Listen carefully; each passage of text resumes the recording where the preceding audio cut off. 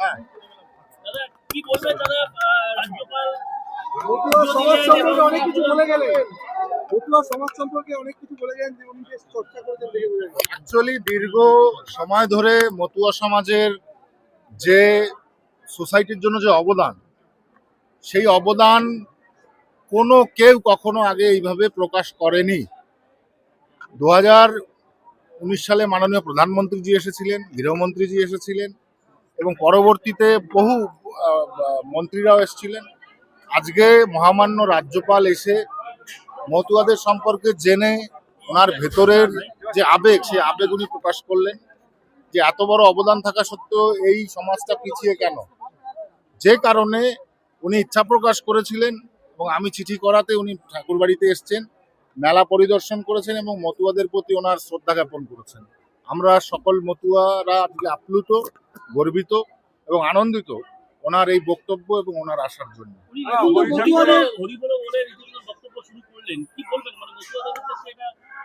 Actually Haribol শব্দ হচ্ছে সর্বশেষ শব্দ, যার মাধ্যমে মানুষ তার মুক্তি পেতে পারে। তাই হরিবোল বলা মানুষের মনের ভিতরের যে সরলতা, সেটাকে ব্যক্ত করা। তাই সমস্ত মানুষ হরিবোল বলতে পারে।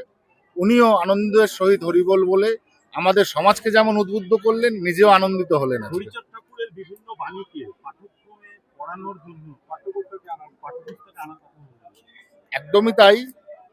এটার মূল কারণ হচ্ছে, আমি তো বললাম যে আদর্শ, যে নীতি, যে সমাজ দর্শন বাবা হরিচাঁদ ঠাকুর, গুরুচাঁদ ঠাকুর দিয়ে গেছেন, তাকে প্রস্ফুটিত করানোর জন্য, তাকে বিকাশ করানোর জন্য অ্যাকচুয়ালি গভর্নমেন্টের ব্যাপক একটা রোল প্লে থাকে। কিন্তু কোনো গভর্নমেন্ট, আগের কোনো গভর্নমেন্ট এটা করেনি। সমাজ দর্শনে সমাজকে তোলার জন্য গুরুচাঁদ ঠাকুরের যে আদর্শ এবং বাণী, সেটা আমি মনে করি সর্বোপরি।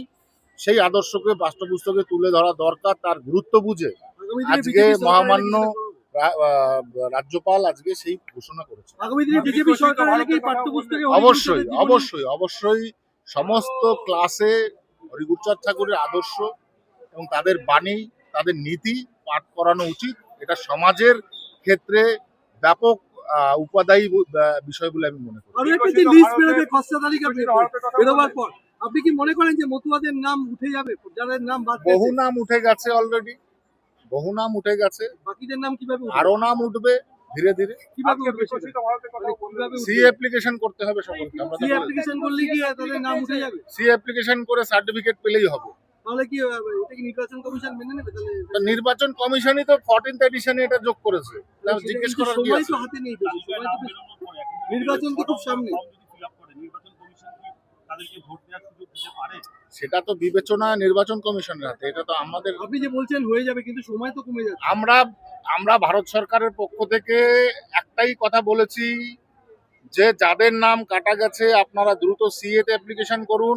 স্বাভাবিকভাবে আপনাদের সিটিজেনশিপ এবং আপনাদের ভোটার লিস্টে নাম উঠবে। কবে উঠবে, কিভাবে উঠবে, সেটা সময় এবং প্রক্রিয়ার বিষয়। শান্তবাবু, গোপালনগর পাঁচপোতায় দুজন সিএতে আবেদন করে নাগরিকত্ব পেয়েছে, তাদের নাম ডিলিটেড ছিল এবং তারা আপনাকে ধন্যবাদ জানিয়েছে, নরেন্দ্র মোদীকে ধন্যবাদ। আমরা তো বললাম যে সেন্ট্রাল গভর্নমেন্ট অতপ্রতভাবে বা ব্যাপকভাবে চেষ্টা করছে যে সিএ যাতে যত দ্রুত তাড়াতাড়ি দরকার মানুষকে পাইয়ে দেওয়ার জন্য।